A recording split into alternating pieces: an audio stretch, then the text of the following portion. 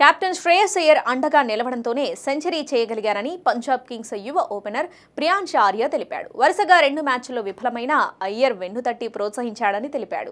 IPL 2025 సీజన్లో భాగంగా Chennai super కింగ్స్తో జరిగిన మ్యాచ్లో ప్రియాంశ్ ఆర్య 42 బంతుల్లో 7 ఫోర్లు 9 సిక్స్లతో 103 పరుగులు చేశాడు. ఈ మ్యాచ్లో 19 బంతుల్లోనే హాఫ్ సెంచరీ పూర్తి చేసుకున్న ప్రియాంశ్ ఆర్య 39 బంతుల్లోనే సెంచరీ మార్క్ అందుకున్నాడు. దాంతో ఐపీఎల్ చరిత్రలోనే అత్యంత వేగంగా సెంచరీ బాదిన 4వ బ్యాటర్గా నిలిచాడు. ఓవైపు వికెట్లు పడుతున్నా మరోవైపు ప్రియాంశ్ ఆర్య భారీ సిక్సర్లతో విరుచుకుపడ్డాడు.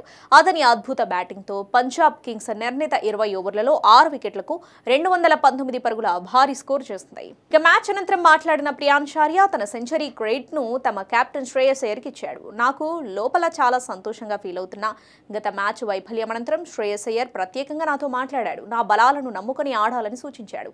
నచ్చినట్లు స్వేచ్ఛగా ఆడాలని చెప్పాడు. తొలి బంత్ అయినా సరే నా స్లాట్ పడితే 6 కొడతాను. వీలైనంత ఎక్కువ దూకుడుగా ఆడేందుకు ప్రయత్నిస్తాను అని ప్రియాంశ్ ఆర్య చెప్పుకొచ్చాడు.